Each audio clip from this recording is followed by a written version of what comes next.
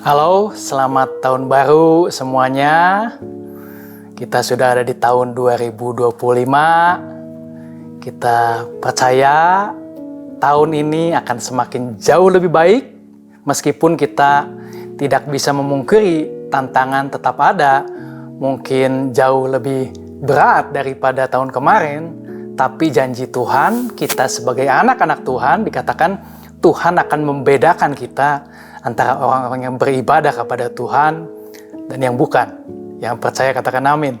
Kita bisa baca di Maleakhi 3 ayat 18. Dikatakan, maka kamu akan melihat kembali perbedaan antara orang benar dan orang fasik, antara orang yang beribadah kepada Allah dan orang yang tidak beribadah kepadanya. Ini bicara bukan tentang kegiatan, tapi hubungan kita dengan Tuhan. Kita semua manusia diciptakan segambar dengan gambar Allah. Kejadian 1 ayat 27. Dikatakan maka Allah menciptakan manusia itu menurut gambarnya. Menurut gambar Allah diciptakannya dia, laki-laki dan perempuan diciptakannya mereka. Nah, kita diciptakan bukan untuk menjadi manusia yang mandiri, tapi kita diciptakan sebagai gambar Allah yang bergantung penuh kepada Tuhan. Nah, ketergantungan ini kepada Allah adalah inti identitas kita sebagai manusia yang sesungguhnya. Nah, ilustrasi lampu akan menyala ketika dia terkoneksi dengan sumber listrik. Tetapi kalau lampu itu tidak terhubung dengan sumber listrik, lampu itu tetap ada, tetapi tidak bisa berfungsi sebagai penerang. Nah, kita pun sama. Kita manusia harus terhubung dengan sumber kehidupan, yaitu Allah itu sendiri. Untuk kita bisa berfungsi sebagai manusia yang sesungguhnya, kita bisa menikmati hidup dalam kasih, dalam kebenaran, dalam kebahagiaan. Jika tidak, kita tidak akan bisa mengalami ini. Jadi ketergantungan ini bukan kelemahan, tapi ini adalah inti dari esensi manusia yang sesungguhnya. Yang percaya katakan amin. Jadi ini ketergantungan bukan sebuah kelemahan, tapi inti, esensi penting setiap manusia. Karena sumber kita adalah Allah itu sendiri. Karena kita bagian dari gambar Allah itu sendiri. Tapi kita tahu kalau kita baca di Kejadian 3, terjadi pemberontakan. Manusia yang pertama, Adam dan Hawa, berusaha untuk berontak, untuk merdeka daripada Tuhan. Nah, ini mengakibatkan terputusnya hubungan, mengakibatkan kehancuran manusia karena terpisah dengan sumber kehidupan, yaitu Allah itu sendiri. Nah, tetapi meskipun manusia jatuh dalam dosa, Tuhan tidak menyerah sama kita. Dengan kasih-Nya yang besar, Dia mengutus Yesus Kristus untuk memulihkan gambar Allah yang ada dalam diri kita. Nah, melalui kematian dan kebangkitan Kristus, Yesus, Tuhan memberi kesempatan pada semua manusia untuk dipulihkan, kembali menjadi manusia yang sesungguhnya. Yang percaya katakan amin.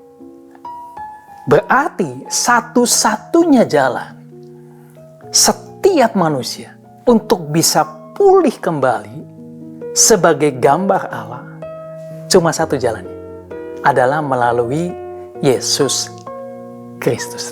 Tidak ada jalan lain. Nah, ini sebuah proses perjalanan bersama dengan Roh Kudus yang akan menuntun, membentuk kita semakin serupa dengan Kristus. Nah, ini yang disebut transformasi yang dimention oleh Rasul Paulus dalam Filipi 2, 12, 13. Hai saudara-saudaraku yang kekasih, kamu senantiasa taat. Karena itu tetaplah kerjakan keselamatanmu dengan takut dan gentar. Bukan saja seperti waktu aku masih hadir, tetapi terlebih pula sekarang waktu aku tidak hadir. Karena Allah lah yang mengerjakan di dalam kamu baik kemauan maupun pekerjaan menurut kerelaannya. Berarti pemulihan dimulai dari dalam keluar melalui karya Roh Kudus. Nah, Yesus Kristus berarti bukan hanya datang sebagai juru selamat, tetapi lebih daripada itu, Yesus menjadi teladan bagaimana kita, menunjukkan kepada kita bagaimana kita seharusnya menjalani hidup sebagai manusia yang sesungguhnya, yang sejati. Berarti kita harus mengikuti bagaimana Dia hidup, mengikuti Kristus, belajar hidup dalam kasih, ketaatan, dan pelayanan.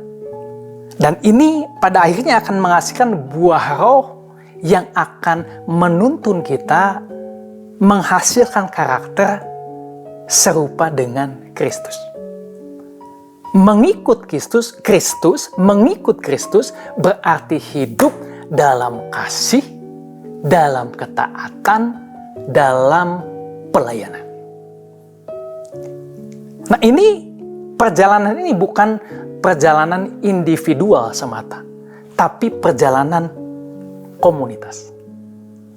Berarti pertumbuhan rohani terbaik terjadi di dalam komunitas tubuh Kristus. Nah, kita dipanggil untuk hidup sebagai bagian dari tubuh Kristus. Saling melayani satu sama lain dan menjadi murid Kristus. Nah, Yesus mengatakan di Matius 4 ayat 19, ikutlah aku. Nah, undangan ini bukan hanya sekedar untuk percaya, tapi undangan untuk menjadi murid yang berjalan bersama-sama dengan Kristus. Nah, Dia akan mengundang kita untuk mengajari kita bagaimana cara hidup yang benar. Menemukan ketenangan dalam jiwa kita, damai sejahtera. Menjalani hidup kita seperti yang Yesus lakukan jika Dia menjadi kita. Nah, berarti satu-satunya jalan menuju pemulihan hidup adalah dengan menjadi murid Kristus. Yang percaya katakan amin. Nah, perjalanan pemulihan ini membutuhkan ketaatan yang terus-menerus, membutuhkan penyerahan diri total, memerlukan kesetiaan kepada Tuhan. Jadi, di tahun 2025 ini kita memasuki the year of discipleship. Mari kita hidup bergantung penuh pada Tuhan.